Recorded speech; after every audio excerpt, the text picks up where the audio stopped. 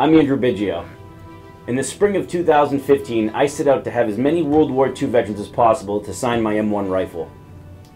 5 years later, and over 200 veterans' legacies preserved, I noticed there was a similarity between 12 veterans. They belonged to the same division. In the year 2021, it's hard to find a World War II veteran. Never mind 12 men from the same division who could share the same story as they remembered it 75 and 76 years before. That division is the 87th Infantry Division. Arriving relatively late to the war in December of 1944, they were thrust directly into battle, both in France and the Battle of the Bulge. They would suffer some of the most horrific casualties, fight in the most horrific firefights, and lose some of the greatest men that the U.S. Army has ever seen. This is their story as they remember it. I hope you enjoy. The 87th Division was organized as a part of the National Guard unit based in Camp McCain, Mississippi. The division was to be the Southern Division. Enlisted men were to be drawn from Alabama, Arkansas, Louisiana, and Mississippi. However, as men from these states were shifted as replacements to units taking casualties in combat, the 87th began to take men from all over the country, forming 3 infantry regiments, the 345th, 346th, and the 347th. I was drafted at 19 years old, given 1 week to get my affairs in order and told to report to Fort Meade, Maryland. First thing there was a GI haircut, so you didn't need a comb for the next 3 weeks. After that, given a large duffel bag in which we put clothing and equipment that we would use for our stay in the service.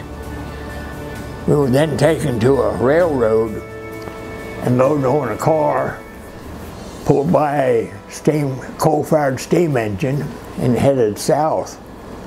Every time we met another train, why, we had to pull over on the siding. Everybody had a right-of-way. After 2 days and a night, why, we arrived in Mississippi, where we joined other 19-year-olds from all 48 states. We were going to form a new division. It'd be the 87th Infantry Division. We'd have 3 infantry regiments, the 345th, the 346th, and the 347th. Once formed, the 87th Division would be shifted to Fort Dix, New Jersey, for war maneuvers. After months of training, the Army deemed the 87th ready to deploy. Men boarded the Queen Elizabeth and departed from New York Harbor on 17 October 1944. Over on the Queen Elizabeth, the biggest ship in the world, which is from New York Harbor over to Glasgow, Scotland. We landed in the Firth of Forth, whatever that was supposed to mean, but that's what it was. And then we moved from there mostly down to the area around Manchester in England, in southern England. So you're an original 87th guy? Yes. Okay. Oh yeah. Not a replacement then? Yeah, no. We went to New York, went on the Queen Mary, went overseas, landed in Scotland. Then from Scotland we went to England, and we was there 1 month, and then 3 o'clock in the morning they woke us up and said, "You're taking off." They didn't tell you it was going in battle. The 87th Division crossed the Atlantic on the Elizabeth, Queen Elizabeth, in October of 1944. November of 44 found them training in southern England, okay? And in December, the first week of December, they were thrown into action at Metz. The first mission for the 87th Division was to relieve units of the Massachusetts 26th Yankee Division in and around the area of Metz. The 26th Division had been in combat for several months, taken hundreds of casualties, and were in need of much a break. The front lines would be hostile and have constant German 88 fire. For some of the men of the 87th, northern France would be their baptism under fire. Being a rifleman, you had no information about the strategic or tactical importance of a particular place. Your focus was just doing what you had to do, which had to do with knocking down the enemy and going wherever the leader said we were going to go. The scariest moment? First day I went in combat. I was shaking like a leaf. I didn't know what to do, what was coming on. And I was only 18 years old, man. I was 18 and I was back in the States when I was 19. Crazy. I spent my first night in France in an apple orchard just outside of Le Havre in France. We crossed from Southampton in England to up the river there a little bit to the Le Havre, the harbor area, and we moved inland. Maybe 20 miles or so, and we camped overnight in an old apple orchard. And the next day, there's a couple trains pulled up alongside the old apple orchard. We all loaded up on the trains and went to, they're just old, like cattle cars, freight cars. And anyway, we loaded up on them, went to Metz in France. And at that time, they were still fighting in Metz and the outskirts. In fact, I was in the 347th Regiment, and the 345th Regiment went into action right away in the forts, the old forts that had been surrounding Metz. We were there for just a few days, and about the 1st of December, I think it was, we moved down into what they call the Tsar Valley, right in close to the, we were about 20-30 miles from the German border, I think, there. That was where we saw our first action. It rained every day. We spent about a week in Le Havre waiting for our infantry regiment. When they come up, we moved up to Metz. And that's where I heard my first incoming and outgoing artillery. I didn't know the difference, still knew enough to hunt cover, but didn't know the difference whether it was incoming or not. So also where I saw my first dead soldier, there was a tank coming down the road, a soldier hanging out a loophole with a belly shot, machine gun across the belly. I guess the tank driver was taking him back to race registration. The first soldier I saw was a lieutenant that got killed. He didn't have a head, but his clothes were absolutely neat. Yeah, like he just worn them, but he has to be impressed. I was in 2 or 3 attacks starting out and pushed the Germans back, and the Germans were tough. They were much more savvy than we were. They had been in combat for a long time. They knew their way around. But I'll never forget my first victim. We're spread out in a skirmish line about 5-6 yards apart, going through the woods, and all of a sudden a young German soldier stepped out from behind a shed. He had his rifle up to shoot me, but I was a little bit faster, I guess. I fired and got him. And it's something I'll never forget as long as I live. Even though he was a German enemy soldier, I killed him. After that, we moved up close to the German line. Incidentally, 347th Infantry was the first unit of the 87th to fight on German soil. Anyhow, there was a hill there that officers said take. Well, the Germans on the top, they left it halfway up the hill. It opened up, wounded some couple of soldiers. They did not fire at the medics treating the wounded soldiers, but if another soldier tried to get up and move, he immediately drew fire. They lay on that hill 3.5 hours till someone called in air support. A P-47 and a P-51 came in. And when they strafed the German position, our men were able to get down off that hill. Well, it took 2 days and night of heavy artillery fire before we were able to take that hill. We got up to top, there was nobody there, the Germans had pulled out. We started this path alongside of it. And as we're going up along the path, they're throwing hand grenades down on us. We got scared. So the captain, they called back to England and asked the planes would they come and strafe up on top. And they did. They come up and strafed them and stopped them from throwing hand grenades. So we got up there and we captured the camp. We were not too far from the 312th Engineers, who had cleared a minefield and stacked the mines all up at one pile.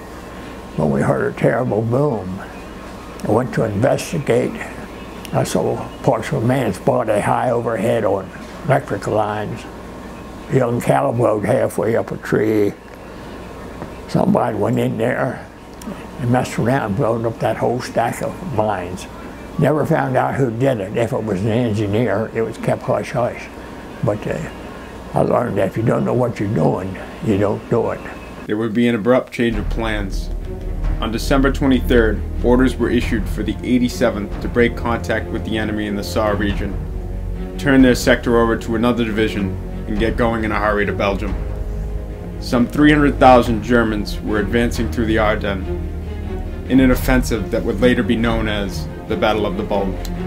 It was cold, bitterly cold, that morning of December 29th when the infantrymen, the artillerymen, the recons, the tankers, the tank destroyers, the anti-aircraft, and the rest of the units of the 87th Division climbed aboard the open 6x6s for the 100-mile motor march to Belgium.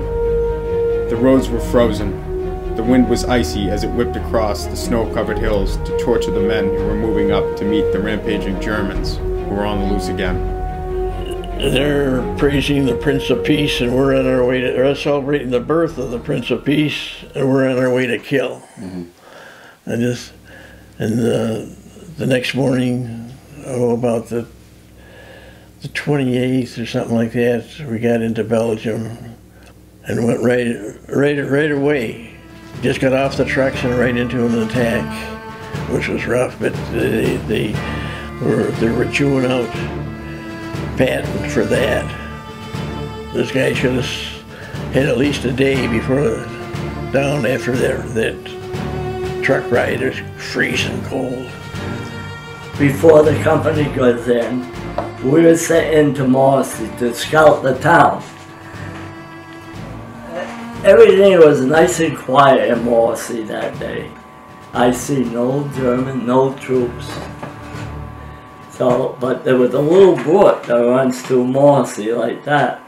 And there was a bridge, so we wanted to stay in Marcy because we're going to dig in on the outskirts of town.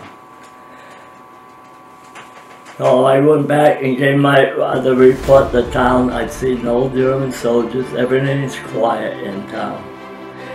But I said to that little wooden bridge that goes over the brook, see, we're going to go right through town and dig in. So we came back, so they said, well, we won't go over that bridge, because I said it's going to be zeroed in probably. So we went across the brook. The water wasn't very deep, maybe 8 inches or 10 feet, just a little brook. But we got our feet wet, and that they stayed wet the rest of the winter. Anyway, like I say, I went first because I was first scout, then the second scout, and then the rest of the company. Well, I went over and up this open field, and I got fired on a machine gun, and it was in a house. The house is made of brick over there. So I hit the ground, and I get back up. So I signaled to the second scout. I can see him, but I can't see the company. They haven't even crossed the brook yet, I don't think. So I get up, I start walking again. They fire at me again. I go down, and I feel this burning feeling in my back here,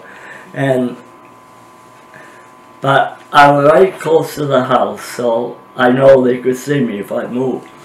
So I just moved my hand very slowly thinking they would not see me move because they figure I'm dead by now. This is a machine gun at a short range. And I move my hand up very slow to feel where I'm shot. I know I'm shot because I have a burning feeling in my backside.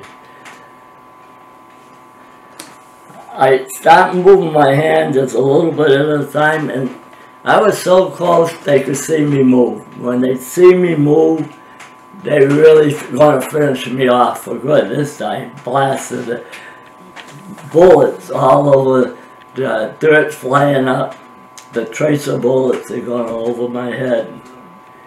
And of course the tracer bullet, that's for to see that you hit your target, which they did. Well, sort of. Yeah. So I don't move. And I'm wondering what happened to me, because nothing's happening. There's no attack going on that machine gun. And I'm laying there for a long time because it's cold in the winter, and I figure they're going to come out and check on me. And when they do, they'll probably finish me up. Then a lot going through my mind at that time, you know, you're thinking, of course I don't want to die. So I said, maybe, I'm thinking maybe they'll take me as a prisoner. Then I said, no, they won't do that. But I had my M1 laying beside me, and I figure when they come out, at least I could get a couple of them before they're going to get me for sure then. But nothing happened. They don't come out. And then after a while, I don't know how long, maybe an hour, half hour, that machine gun started up again. Now it's firing over my head. Well, what happened was we didn't have any officers in our company. They got shot down there. And Fouché, our platoon leader, took over, and they attacked that machine gun.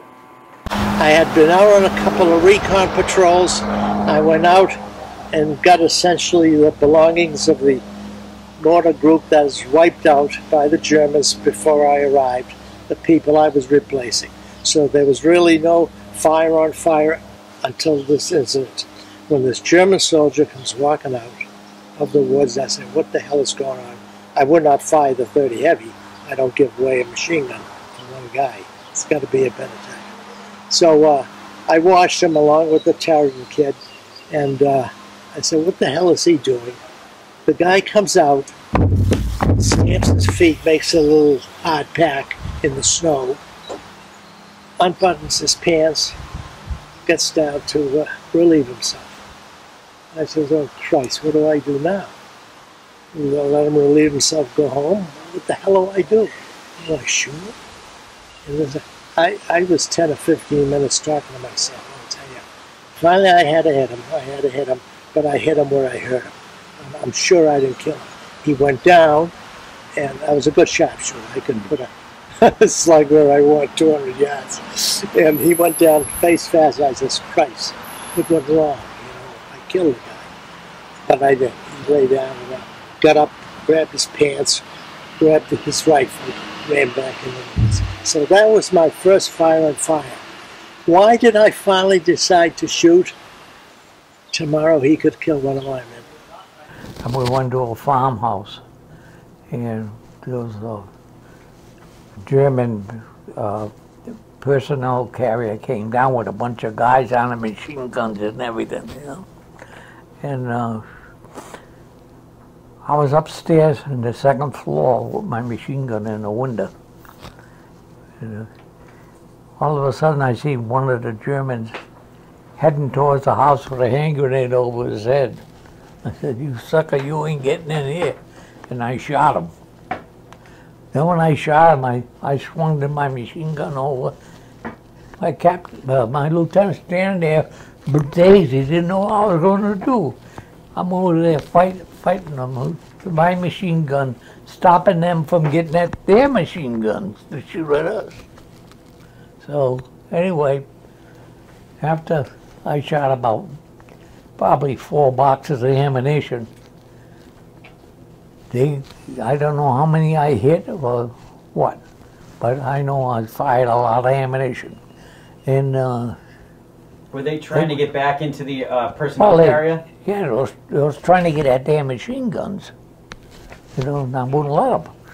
Because every time they get up, because their machine was like on the outside of the weapons carrier around the edges.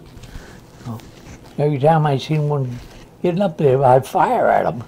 So we were going back to town. We came to that bridge that I said was being zeroed in, and sure enough, there was a machine gun that's after the bridge and zeroed in that bridge. And that thing was hot. And it was smoking, but the Germans left it. They had left it. And we went into town. That's when we went into that house where there was a family in there.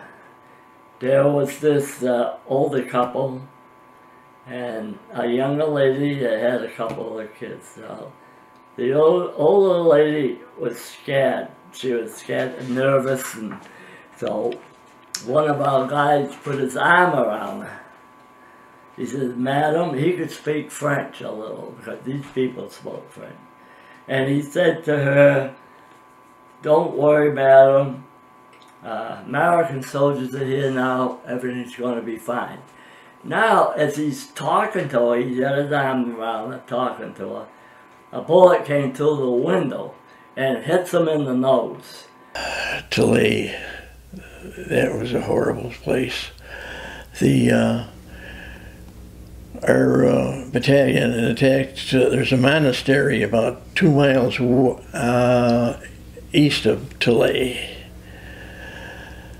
An old monastery, a little town called, can't think of it now.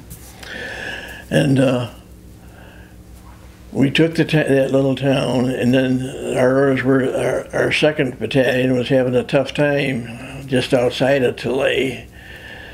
So they ordered us to attack Tilly from the east to the west. And all of a sudden it started getting ready to go, and it's snowing like hell. We got about halfway to Tilly, and we're getting a little bit of artillery fire, not much. But then all of a sudden the snow stopped, and here were 2 or 3 tanks, and I don't know how many men in a little small patch of woods on the right side of our unit. And the tanks started pulling out right away, and we had nothing with us to stop the tanks. Our company commander yelled at me, "Boy, stay here with the machine guns. See if we can slow them down. I want to get these guys back over the hill." Okay. So there are only 4 of us, 5 maybe, I don't know. And we, of course, the machine guns weren't any good against the tanks, but the Germans at that time wouldn't move too far by themselves without the tanks, without infantry support. So we were able to keep the infantry down by sweeping back and forth. And we had some white sheets in the snow, had some white sheets that the monks in the monastery had given us the night before for camouflage. So we were reasonably well hidden because the snow would snow on and off, and the Germans kept finally they got the right range with their artillery, those 88s and those damn tanks, and started getting closer to us, and finally hit one, and it hit maybe 10 yards away from us and blew my damn machine gun to pieces. And killed one guy, and another guy by the name of Rybell. Perhaps he had a hole in his chest big enough to throw a cat through.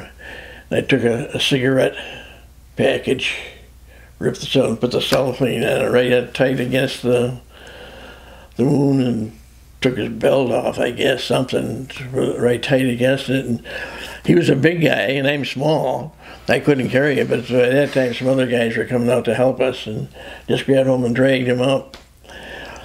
Got him as far as our lines, And the medic started checking him over, and he says, I don't think he's going to make it. We'll try. And darn it, I didn't think I'd swear he wouldn't make it back to the aid station. But about 20 years later, at my home, I got a house about 200 yards away from here. The bell rings one night, and here it's Rabbit Rybell at the door. He says, what the hell happened to me? I remember firing the damn machine gun at those German tanks and the guys around them, and he says, the next thing I knew, about 2 weeks later, I woke up in a hospital in England. All of a sudden I heard a noise outside, a rumbling. I peeked around the window and looked up on the hill, and there's a big Tiger tank sitting up there. I said, oh boy. I didn't know that nobody was in the building with me. All of a sudden he lets loose with an 88. It hits the wall. I'm like over there where the cabinet is. Hits the wall. All the plastic came back and caught me right in the face. I couldn't hear. My jaw was loose. My teeth was loose. I must have been knocked out for a second because I got hit pretty hard. But anyway, as soon as I was able to move, I ran in the other room and I seen the tripod there, and I put on my shoulders, jumped out the window, facing the tank. There's a road up here and a gully down here. I'm running in the gully. I'm saying to myself, I hope they don't see me. And I'm running down, I'll get about halfway down the gully, and I hear something going bing, bing, bing. It was hitting a tripod with the machine gun. And the houses, some houses got on fire. Like the one I looked, the house next to ours was burning. Why were the houses burning? They were shelled by artillery, American artillery. I gotta go back to there and tell you why. Our company moved out of town. They know where we were. They said back that time, a runner, they call a runner, to tell us to move out because in '87, our company B, is moving out of town. Well, he never made it. We found him the next day. He was dead in the road. And so that's why we happened to stay in that town that night. He got shelled by him. Yeah. A lot of people don't know, but we were shelled by American artillery. I talked to guys that did it. Yeah. And the people, the civilians still there, we were there with those people. Then I said, okay, the house next door were burning, and I looked upstairs. I said, this house is going to be burning. Sure enough, the roof's on fire. So we had like a bucket brigade. I was in the attic. The old man that owns the house was handing me water, and the other people were getting water from the barn. But there was no use. We couldn't put the fire out. The smoke got so bad, the old man don't want to quit now. He's holding me up there. But I had to push him down like off the ladder because I can't breathe no more from the smoke. So he was the owner of the house trying to save his own home? Yeah, trying to save his house. So somebody else tried it because I can't breathe no try to do it, and we couldn't put it out. So now, like I said, the barn's hitched the house. So he had to let his cows out. This is at nighttime. And when he let his cows out, there was a German tank down the road, and because anything that moved, they would shoot at, and he shot it. We found his cows out there dead the next day, and we found our runner, the guy that was supposed to tell us to move out. He was dead too, right in front of our house. So the German tank machine gunned the cows? Right. Yes, they did. And so we had to move off to another house, and that family moved off down the road to another house. They survived it. German old man. Andy, every German I ran into was an old man. Every German I took a shot at was shooting my father. Once in a while we were pulling artillery. We had the advantage of proximity fuses coming in. The Germans did not. So we would never park our ass under trees. Yeah. Because their proximity fuse was hitting the trees and getting us. When we pulled into Bastogne, the 11th Armored, the bulk of it went into Bastogne, open that road and hold it forever. Yeah. We never lost that opening again. Patton and Middleton, his commander, Middleton was Corps commander, got in an argument. Patton says we had just arrived 30 miles forced march. We were sucking wind. Patton saying, let's hit them. They don't know we're here, and they did. Yeah. We had radio silence, the trucks taped to the lights, the towels wrapped around the bumpers and so on. So they didn't know we were there. Patton said, let's hit them. And they had an argument. So finally they agreed. The 87th would swing to the left of the salient, go and stop the salient at the furthest point it could. And the best way we had to get a Tiger, big infantry and not having any anti-aircraft, anti-tank weapons, was gasoline cans up in the tree. And when the tank passes under the tree, you pull the rope, spill the gasoline over, hit it with a tracer. That's the only thing we had. The other boy from Needham that died from the 87th was anti-tank. And they couldn't do shit against Tigers. Tiger was one tough. Germans had, when they had a weapon, they had a good one. The 88, the German 88, caused more casualties of any weapon in any sector of World War II was the German 88. It was anti-aircraft and anti-personnel. Terrific gun.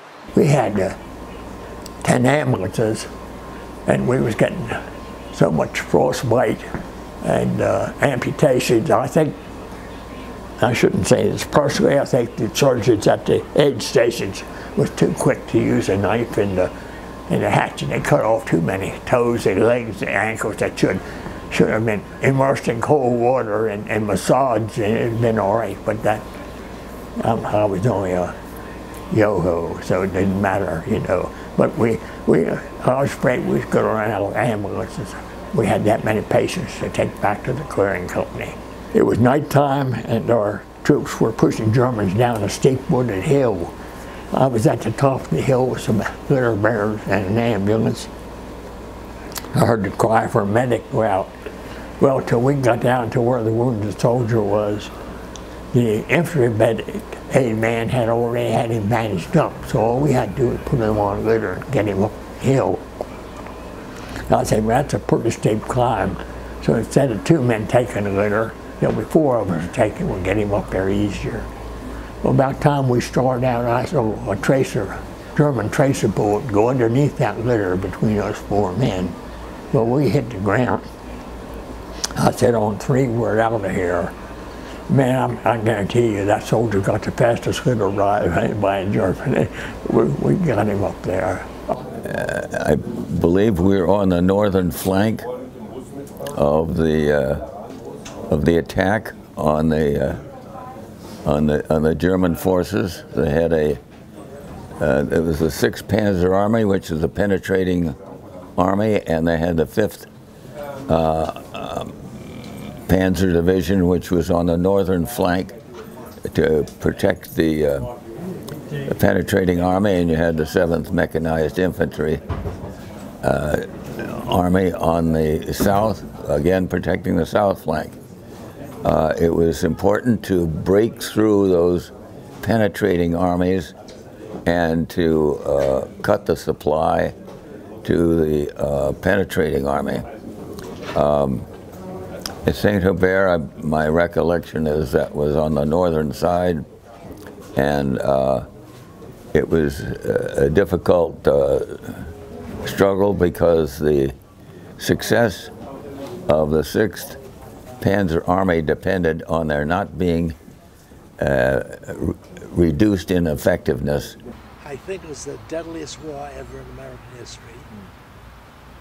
And there are a lot of other statistics. My division, 87th, turned over 3 times. That means 45,000 men. After Morrissey, we only had, our platoon had enough to make one squad. And that's only 2 days in Morrissey. We had enough guys, we had a full, squad is 12, 14 men in a squad. So I just turned 19 and I happened to be squad leader then. So we took terrible losses there. We went in with, like our company had taken about 200 men, and we maybe lost 10, 12 in the Tsar, but yet we were down to about 40 guys left when we finally moved out, got out of the Bulge.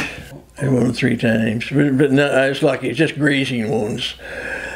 And go back to the aid station, doctor would patch it up. Can you still walk? Yeah, I can still walk. Well, get your ass back up there. This was, yeah, before that I was driving the Jeep to go back to get some more ammunition. And I'd been over the road 2 or 3 times. But it was, well, about 8 below zero, say.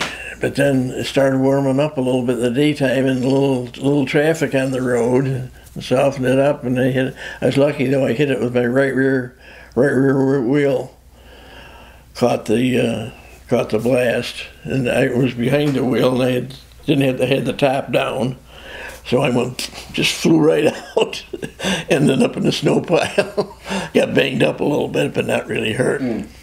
It was, sometimes I wonder if it was a worse enemy, worse than the Germans themselves, but. It saddened me as I would walk along, not so much seeing the cows frozen and they roll over and their feet are up in the air, and I would hang my jacket around and eat my sea rations. But when you see the GIs, some of them clutching, you know, as if they're trying to reach heaven, you see the uniforms, the olive drabs of the GIs, you see the blue-gray of the Wehrmacht, so on everybody, terrible time. The American Army was lucky compared to the Germans. They had crap. Their clothing was terrible. They were not fit for winter warfare. Patton had just pulled the 2 divisions, 87th and 11th Armored, up back into the Bastogne area. You got to remember, Bastogne was a twofer. The Germans had come in. Rundstedt, 250,000. Jesus, well, no, almost 2 million men come sweeping across. 10 or 12 Panzer divisions, so on. They encircled Bastogne. They didn't want to stop. They wanted to get to Antwerp and divide the British from the French. And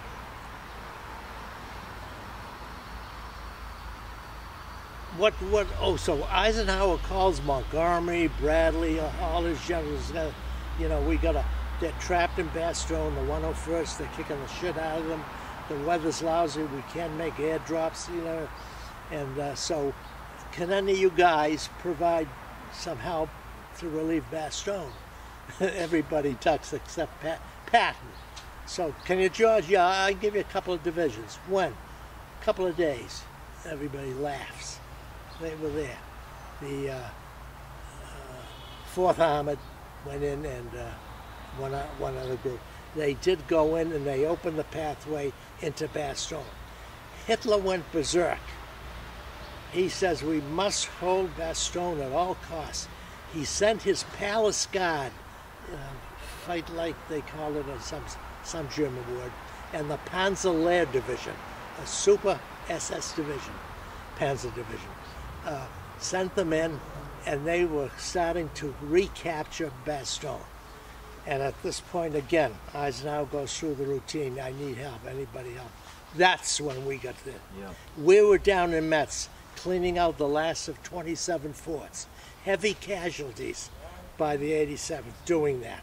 It was at that point I was coming in to replace somebody. Mm-hmm. And as it turned out, the 4 of us were replacing an entire morning. The fact that at age 19, everybody is really healthy, and your heart is pumping blood wherever it needs to go, and your very energy is what keeps you warm.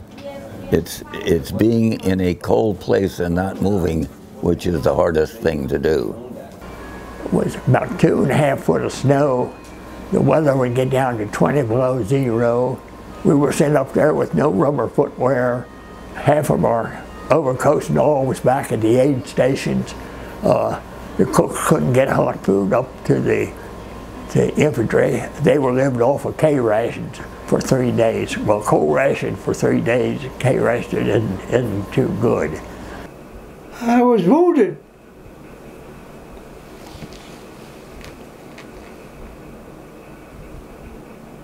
We took a hill, and right away I dug a hole with a buddy of mine. I had to dig a big hole, a wide one, and when I looked back in the back, I seen a lot of shrubs and the trees broken, knocked down. So I took a couple of logs. I started dragging the logs to put in front of my hole. And the Germans opened up with the 88s. And I guess the 88 hit something in back of me as I flew, I say about 5 or 6 feet into the ground, and it just knocked me a little dizzy. So I got up, I ran back to my hole. My buddy says, "Hey, Johnny, you're hit." "No," I says, "I don't feel it." He said, "Yeah, your leg, you got blood on it, and back of my leg." Some of those holes, dug holes, was hit directly with a couple of guys in there, and I could see the legs, his legs flying. They had a direct hit, and that was a holy mess. And after that discouraged you, you didn't want to move, but you had to move. So we got to those foxholes, and we got fired on. So now we're jumping in these foxholes. There were dead men in these foxholes, and they were frozen. So we got in the foxhole right away. We jumped right in because we were fired on, and threw the dead men out, and we got in. And that's when Novak, I remember, he was a platoon sergeant, I believe, some platoon, and he hesitated.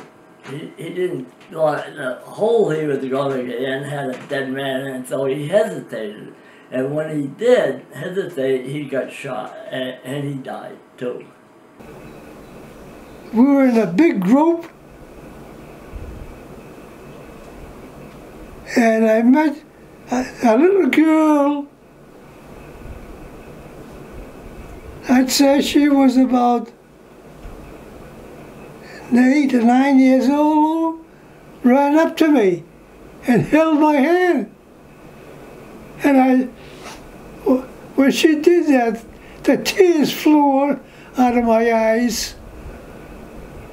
Whatever she thought of me, I don't know, because I was going to leave them. And the girl didn't want me to go. Sometimes my feet gets kind of stiff from being cold. I almost had the, what do you call it, Dredge Foot. Mm-hmm. But I bathed it because you couldn't change. You couldn't change the socks. The socks, if they were wet, what are you going to do? How are you going to dry them? You put them inside your helmet, Now what are you going to wear? So it was tough. And from then on was fighting all the way. Moiri, Tilley, Halette, Bonnet-Rouge, and so on. One by one we were taking the towns. That was 87th Territory. Really the most unusual one was St. Hubert. It was an incident happened on the way. We're heading toward the west. We're heading towards St. Hubert. We know St. Hubert was a hub. If the Germans lost that, they would never make Antwerp, because that was a major supply route on the way to Antwerp. Takes St. Hubert, and the war's over, okay? Our pattern of attacking a town was pretty much the same. We'd pummel the hell out of it with artillery. The tanks would roll up and they would stop. They would never go into the towns, because those were warrants. They could turn around the corner and there's a Tiger tank looking at them, at which point they were finished, okay? So then the ground infantry would take over. One by one we would clean out every house, every target, everything. And this is pretty much the same pattern until we got to St. Hubert. St. Hubert was a more massive attack. There were 6 roads leading into the center of town. We came down what's called the Rue de Mont, and other platoons of the 347 were coming in, and the idea, the plan was we would meet at Place d'Abbey with famous basilicas. So that was unusual. A town of 4,000 or 5,000 people with a basilica that could seat at least 20,000 people. Go figure. We had a man, had his whole jaw blown off. And later on at reunions, I run into him, and you could not tell that he had ever been wounded. I mean, it really made me feel good, you know. As Patton's Third Army destroyed Hitler's much-needed advance during the Battle of the Bulge, the U.S. Army trained its eyes on advancing towards Germany, but first they would have to penetrate the Siegfried Line in early March of 1945. Regiments from the 87th would come up with a plan to move around the bunkers and take them from behind. After that, we were moved over to the Siegfried Line.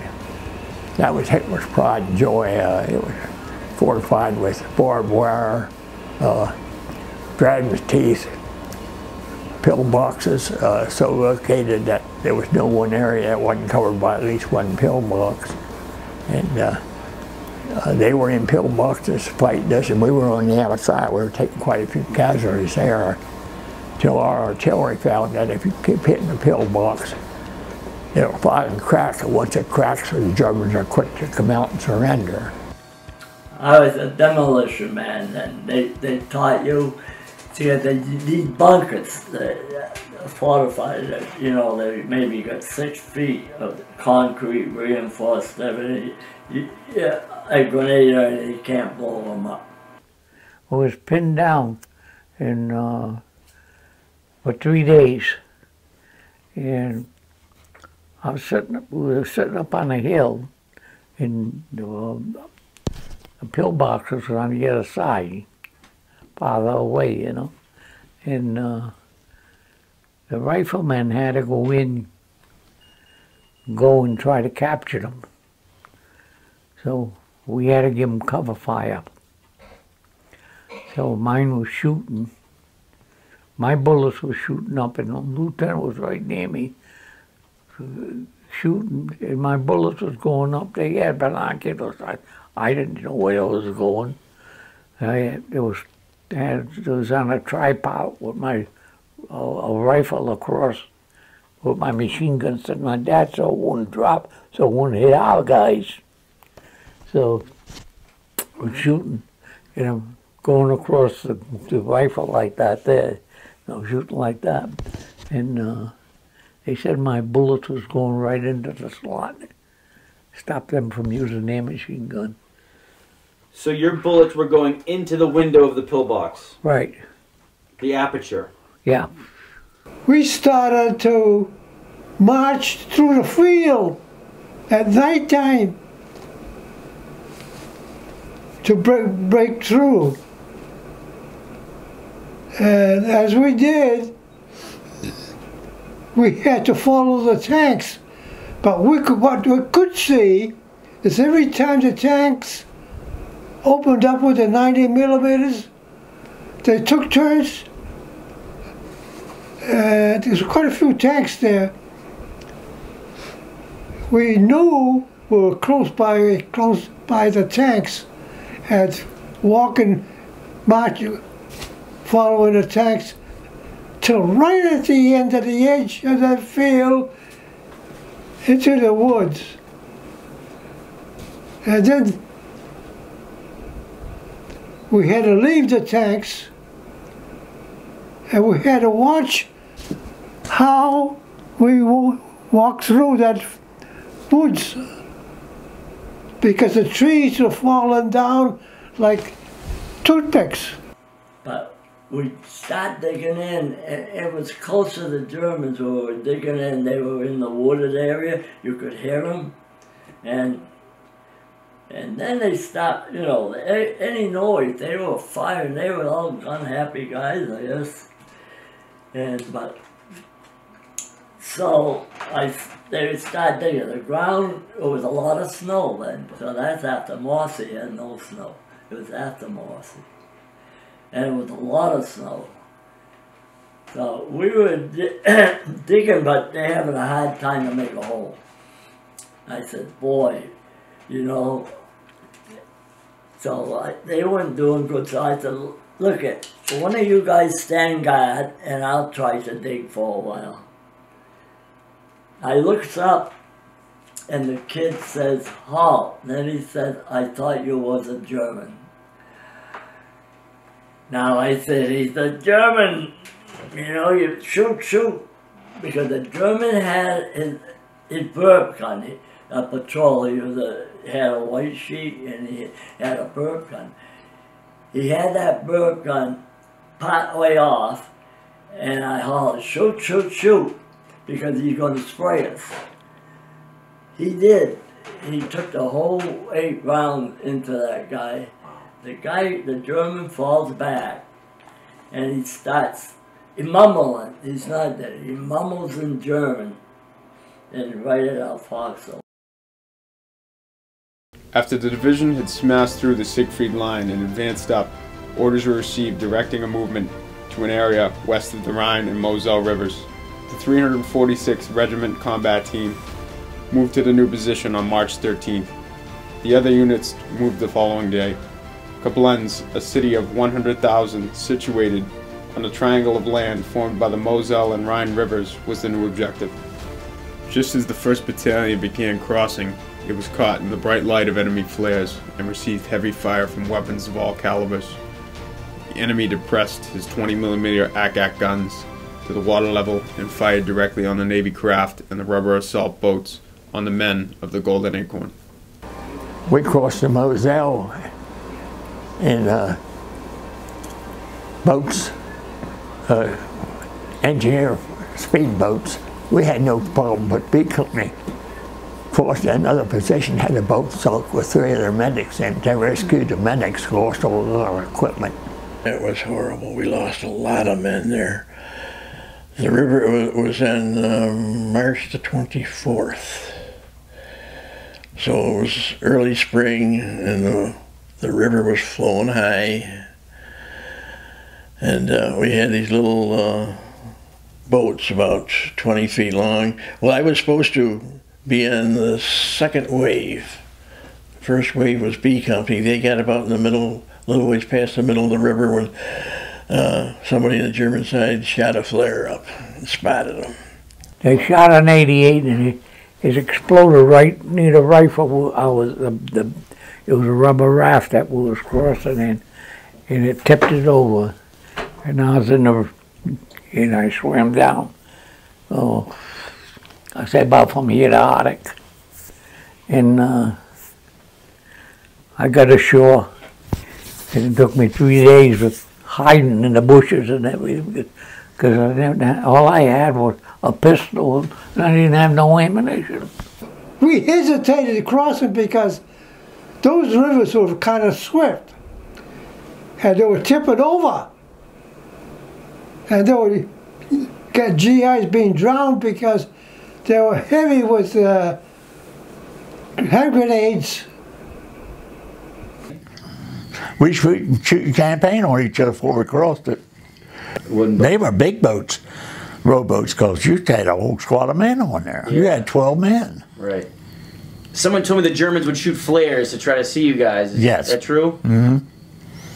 So that must have been scary going across there. It was scary any place up there. Scary any place. And we were on a place what we called Suicide Hill. That was on Suicide Hill, we always called it. Wow. We lost a lot of soldiers there. And where was that near? Was that? It was after we crossed the Rhine River and all. We crossed into the Rhine, and one by one we started. The Germans were running, we were hitting them. The Germans were running, we were hitting them. And it was at Ormont, O-R-M-O-N-T, in the Rhineland, that I ended my 42 days of combat. The second wave was supposed to go with these power boats then. And they had more boats than they had guys to run them. And they yelled up and down, anybody know how to run these damn boats, these outboard motors? And I grew up right in the river here, and I had a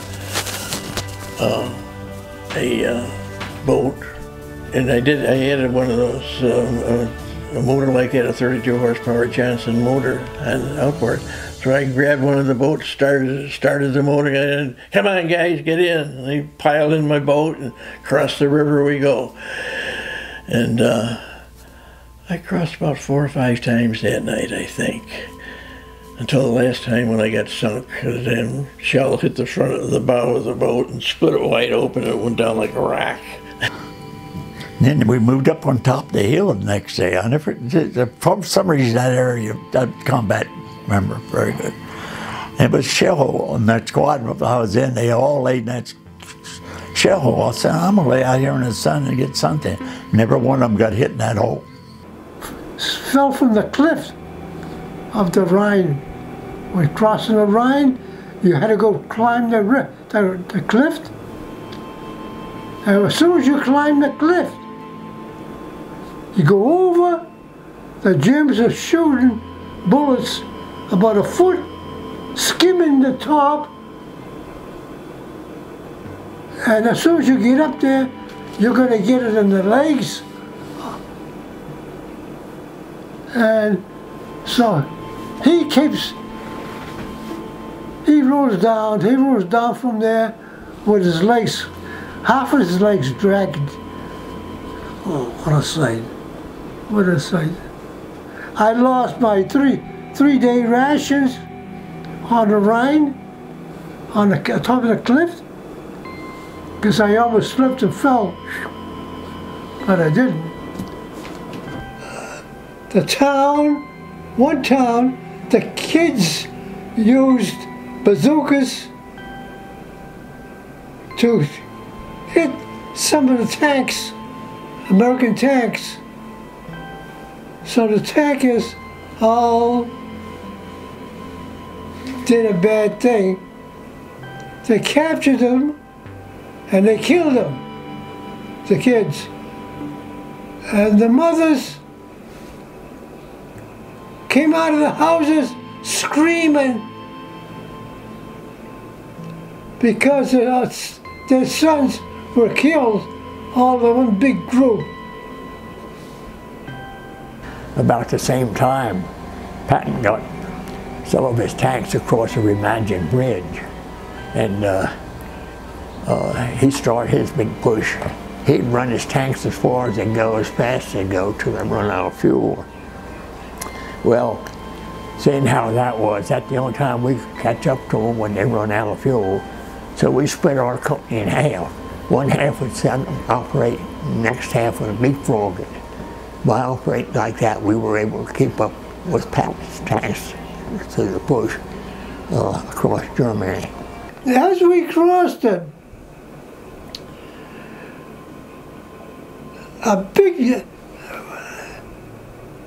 I get off of the boat, start running through the water into the beach, and I had to lay there for a while because the Germans were shooting all kinds of ammunition at you, and a big blotch of mud hit me in the back. I thought it was a goner. I thought it was shrapnel. During the month of March, the division advanced a total of 165 kilometers inside Germany, captured 319 pillboxes, and took 10,282 prisoners of war. The men of the 87th Division witnessed just how bad the devastation of Germany was. Entire towns turned to rubble, civilians begging for food, and the road littered with both dead animals and civilians. However, resistance was still met in some villages. The 87th would still have its new destination assigned to them, Czechoslovakia. The speed of the advance was limited only by the speed in which the infantrymen could fan out and search the forest, the towns, and the cities. There were prisoners by the thousand to be taken, processed, and guarded in improvised enclosures. Germans were desperate to surrender to Americans rather than the Russians. April the 11th, I was on an advance party. We liberated Buchenwald concentration camp. The guards had taken all. The prisoners, thinking it was a trick, wouldn't come out of the compound until we identified themselves as Americans.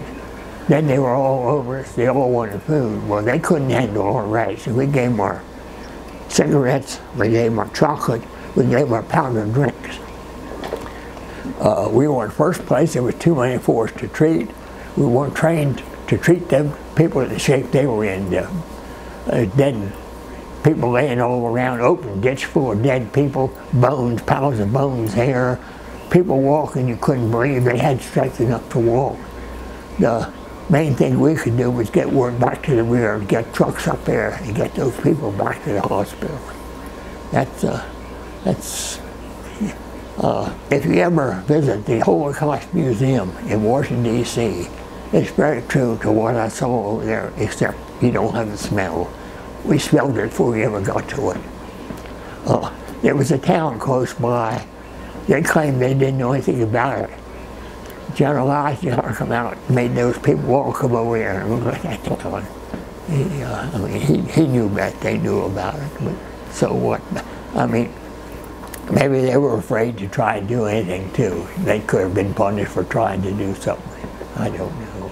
As we passed through the town, the people were looking out the windows as we were going, because we captured the town. Some old lady walked, I say, 100 yards from where I was, from her house, with a dish in her hand. So I sat down, took my helmet. I'm sitting on top of my helmet. She come over with a dish of pumpernickel bread with white butter. She says, "Boy, you soldiers are so young looking." At some point, did you get to meet any Russian soldiers? Oh, yes, yeah. Drank some vodka with them. That was strong stuff. Yeah, we met them. It was funny. The first outfit that we met was some type of a reserve outfit, because there was even women in it. They're in trucks and horses and wagons, all kinds of. One of the strangest army I ever saw. Mm-hmm. And they just kept coming, and hell, we didn't want to have anything to do with them. And the colonel of our battalion was sitting right in back of me, and I had the machine gun there. And he says, "Boy, fire a few rounds." So they were in a little village down, and they were stripping the town. They're going through, they're taking everything out of the houses, even the toilets. I don't think they knew what they were for. But they're loading them on their wagons. And so anyway, I fired maybe 10, 15 rounds, just fired at 45 degrees up in the air. And so they look up, spotted us up the hill, and so they start firing their weapons. They thought we were greeting them. How were the German civilians towards you guys? They were very nice, very nice. They treated you the way you treated them. Mm-hmm. He came up to me and he gave me that big bear hug. I never forget. The Russian soldier. The Russian soldier. And he gave me that ruble. And I still have that, of course. Yeah. Did you? I always wish the heck I had, if we had trade address, you know, it would have been great. We got word to hold up, don't fire unless fired upon. And rumor had it the Russians met up with the Americans and British people and that the war was over. Well, the next day, war was May the 7th is VE Day in Europe, May the 8th is VE Day in the United States. We were close to the Solo River, so we went into bivouac in a little town in Salvador. It was a little clean farming German community. We moved half of them people out of one half the town. We took a half over. On the 10th of June 1945, the first elements of the division left the division headquarters area in Saarburg, Germany, to begin the long trek out of enemy territory, back to France, and finally across the Atlantic for a 30-day furloughs at home. On 17 June 1945, the division was assembled at Camp Oklahoma City, France, after a motor march. The 87th then headed home and prepared for deployment to Japan, which would ultimately never happen. The men of the Golden Acorn fought bravely. They were thrust into the heat of World War II as a green unit filled with young men. Thanks to arriving late in Europe, they never had a break and finished the war with total casualties, 6,034. Killed in action, 1,154. Wounded in action, 4,342. Missing in action, 109. Prisoners of war, 429. It was great. It was just, especially when I saw all them flags and walk home, 87th Division, little boats flying around. I never thought the Statue of Liberty looked so good.